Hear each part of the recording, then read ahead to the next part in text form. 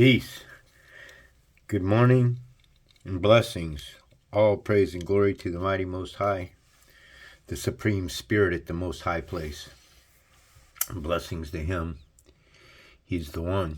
There is no other. Love Him, praise Him, give Him what's rightfully His, man. Recognition of His power and His love and grace. Okay, we're here at Numbers 21, Arad destroyed. When the Canaanite king of Arad, who lived in the Negev, heard that the Israel was coming along the road to Atharim, he attacked the Israelites and captured some of them. Then Israel made this vow to the Lord: if you will deliver these people into our hands, we will totally destroy their cities. The Lord listened to Israel's pleas and gave the Canaanites over to them. They completely destroyed them and their towns, so the place was named Hormah, the bronze snake. They traveled from Mount Or along the route to the Red Sea to go around Edom, but the people grew impatient on the way. They spoke against God and against Moses and said, "Why have you brought us up out of Egypt to die in the wilderness? There is no bread, there is no water, and we detest this miserable food." Then the Lord sent venomous snakes among them. They bit the people, and many Israelites died. The people came to Moses and said, "We sinned when we spoke against the Lord and against you. Pray that the Lord will take the snakes away from us." So Moses prayed for the people. Now, could the snakes in this particular parable be something other than a snake that crawls on its belly?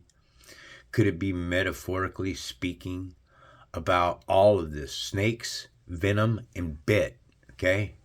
Well, doesn't the government bite us in the ass? Don't they make us do things? So when the Lord allows Israel to destroy the Canaan, then He allows them to come back, offering them a chance of redemption. And it often seems that the children of Israel grumble against the Lord. And I'm trying to understand all of this information that's coming into the Bible, just like many of us. And not everything in the Bible is true. A person who reads this Bible with the intent that all things are true and believes and discovers in Jesus' miracles are blind. I am clearly proving to you through the scriptures, through prayer, through submission to the Spirit of truth, the living one, the omnipotent force that moves all things in place, by my submission to Him, to the Spirit. You know, the Spirit is Spirit, and He created man and He created woman.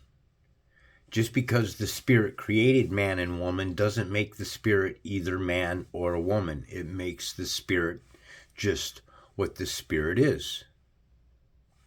An unseen, most powerful, omnipotent force. And that's what the Spirit is. Would He present Himself to any of us, His children, as a man? Or would He present Himself as a woman? When we see God, once again, those that love and submitted and turn back to God, how will He be presented before us? Will we be able to see God face to face in the material world? Do you consider these things? It's a much deeper process of this plane of existence to understand than what we're going through. Also, remember that the Lord is Yahweh in this text, and this is who we're speaking of. I don't worship Yahweh, folks. Sorry to break your little hearts. Okay? Yahweh was a man of war. Why would I worship a man of war? The Bible tells us that Yahweh is a man of war. The Bible also tells us that God is not a man.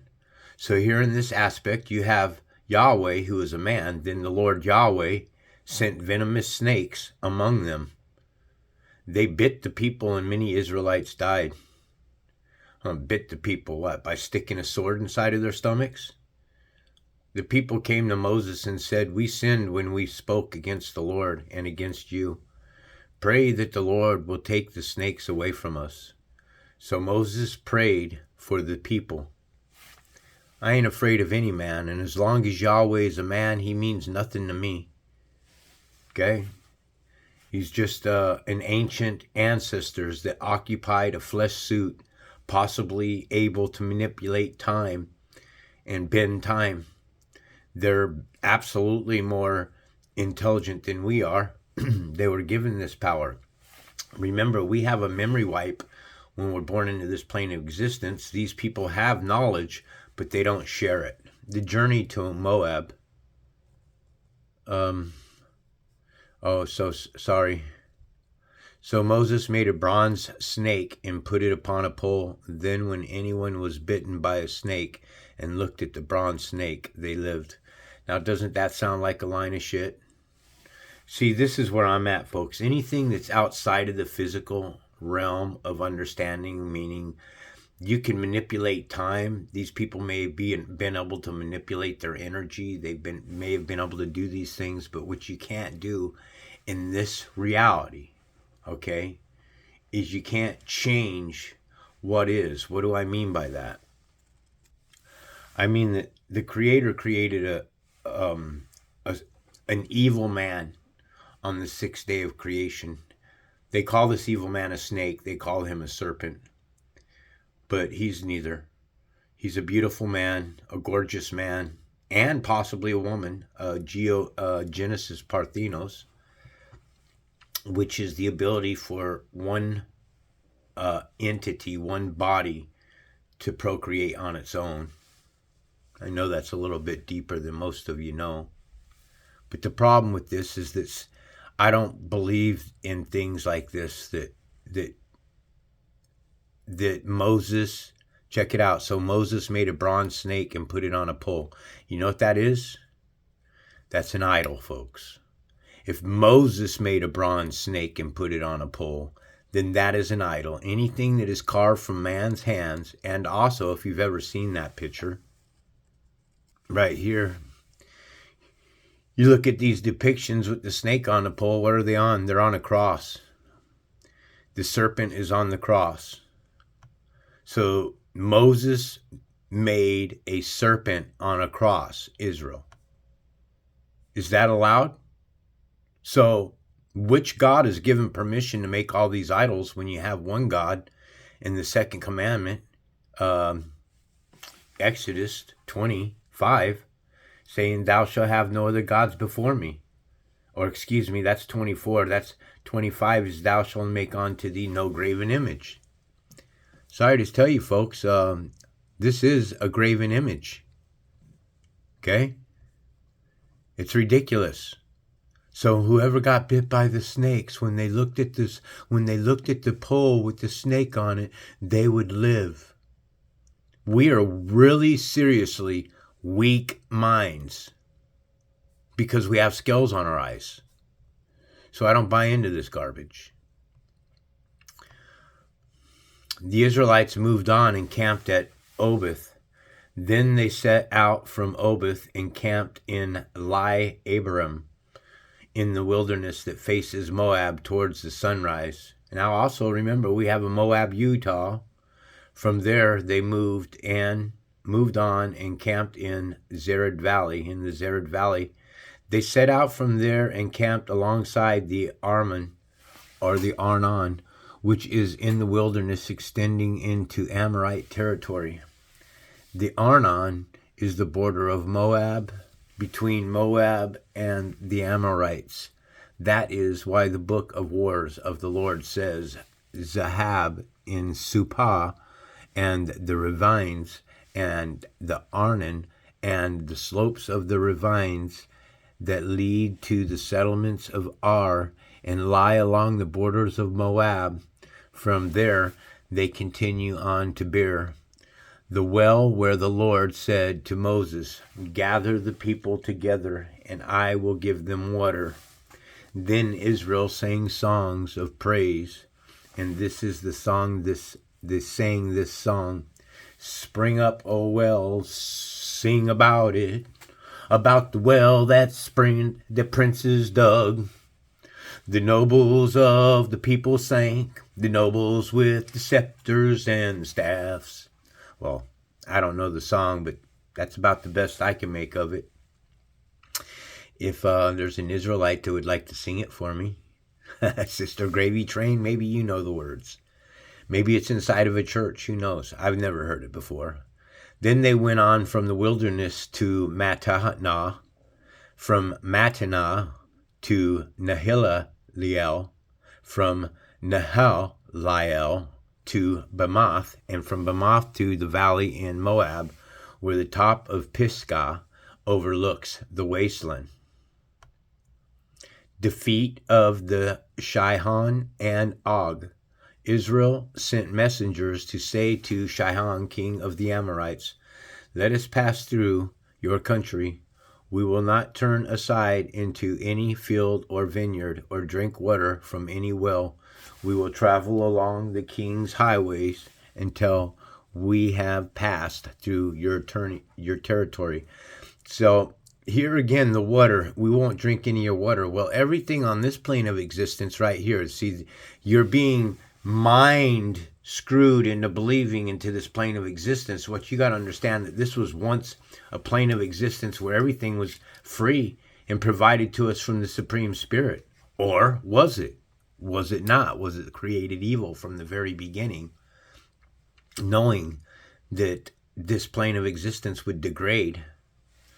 So we will travel along the king's highway until we have passed through your territory.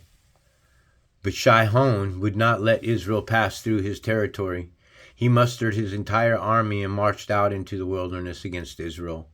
When he reached Jahaz, he fought with Israel. Israel, however, put him to the sword and took over his land from the Arnon to the Jabbok, but only as far as the Ammonites, because their borders was fortified.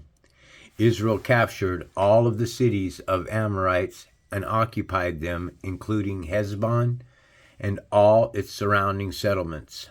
Heshbon was the city of Sihon, king of the Amorites, who had fought against the former king of Moab and had taken from him all his land as far as the Arnon.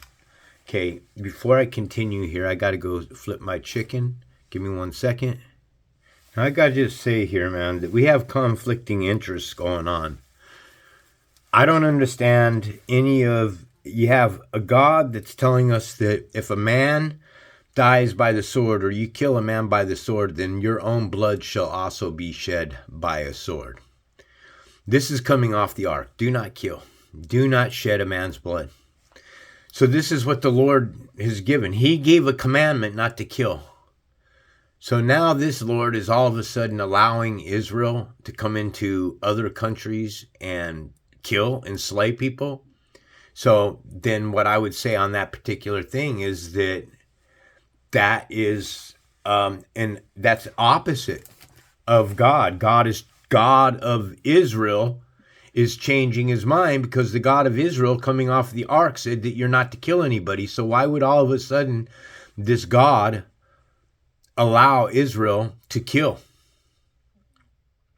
If Israel is worshiping the Spirit, the true Spirit of God, then why should they have to raise arms against anybody? Wouldn't God do their bidding for them? Why does God have to use Israel as a battle axe? What God is this? I'm needing somebody to answer the question, because the God of the Bible, Yahweh, is a man, and I keep trying to tell people that, and they get all pissed off and flustered at me when I tell them that this God here, it once possessed a carbon suit. Okay? Anything in a carbon suit is subjected to being 666. Something in power even more so, subjected to 666.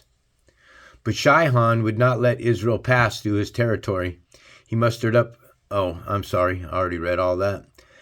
That is why the poet says, "Come to Heshbon, and let it be rebuilt. Let Sihon's city be restored.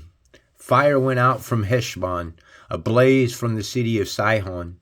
It consumed Ar of Moab, the citizens of Arnon's heights. Woe to you, Moab! You are destroyed, people of Shemash.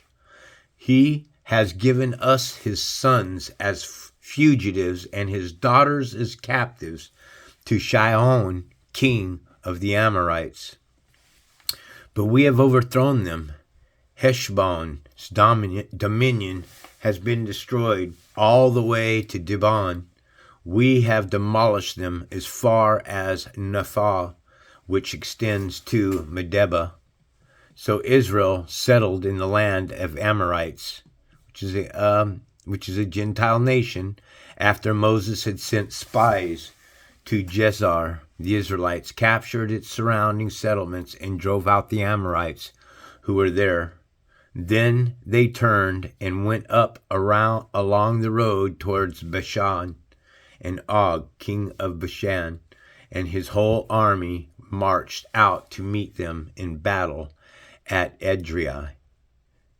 The Lord said to Moses, "Do not be afraid of him, for I have delivered him into your hands, along with his whole army and his land.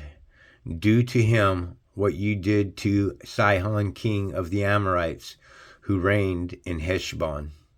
So they struck him down together with his sons and his whole army, leaving them no survivors, and they took possession of the land. So the land, I'm kind of curious, the Supreme Spirit, why don't you just march us into a land where there isn't any armies, where there isn't anybody you got to kill or anybody you have to slaughter? That sounds to me like God is the one that's doing the slaughtering. And this is what the Gnostics used to believe, that the God of this Bible is the devil, is what the Gnostic Christians, the monotheistic Christians used to believe, that the God of the Bible, Yahweh, or in this case also Enlil, was the evil God. And, it's a difficult thing to understand about the creation story unless you can fathom the thought that the Supreme Creator created, just like you're you and I'm me, he created a body, a spiritual body, a heavenly body, a spirit, okay? The Supreme Spirit created another spirit. This Supreme Spirit, the living one, created a spirit, another of himself, a divinity of himself. A divinity, D-I-V-I, means to divvy up. The Supreme Spirit divvied up his power to another entity. Who is the entity? Satan, as we're taught. Satan is the entity, the divinity that was given power on this plane of existence. He is the divinity. Okay? So you got to understand that something spiritual, a spiritual body, which was evil, was given power. So the second beast was permitted to breathe into the image of the first beast so that it could speak and cause those who didn't worship it to be killed. Okay, so something was permitted to create a plane of existence. Well, who is the beginning? Jesus is the beginning. In the beginning, God created the heaven and earth. The beginning is time, 60 seconds, 60 minutes, 24 hours in a day, 2 + 4 is 6. That's 666. I keep telling people that Jesus is 666. Jesus is the beginning. He is the beginning of time. But the Supreme Spirit, who creates all things, stands out both time, space, and matter. So when we fall into this plane of existence, I'm starting to read and understand now that this plane of existence was created by the evil, because the evil is the one that's telling us that telling our souls that we can live in these bodies forever. A crafty little word craft has been, ghost spell has been placed over us. And he told you that you could live in these bodies forever and that you could create your own kingdoms. You could have jobs and make massive amounts of money, and you could be rich, and you could fornicate, and you could have multiple wives, and you could do this and you could do that. And and the whole, why Satan's telling you to do all this, what's that telling you? You don't any longer have to worship the Supreme Spirit of God. That was the whole thing. Satan was saying, by falling into this plane of existence, you can be worshipped now, not God. We don't no longer have to worship God, is what Satan was trying to say. Well, if you want to ever get back to the Supreme Spirit, I suggest that you submit, turn away from your crimes, your sins, whatever they may be, whatever flavor it is, with a wholesome heart, with a contrite heart, in private, in your room, without anybody, any distractions, so that you can make a spiritual connection with the Supreme Spirit of Truth, and that he can place his Spirit of Truth upon you so that you can find discernment. All praise and glory to the mighty Most High, the Spirit of Truth who sits at the most high place. This is White Raptor News Ministries. Peace.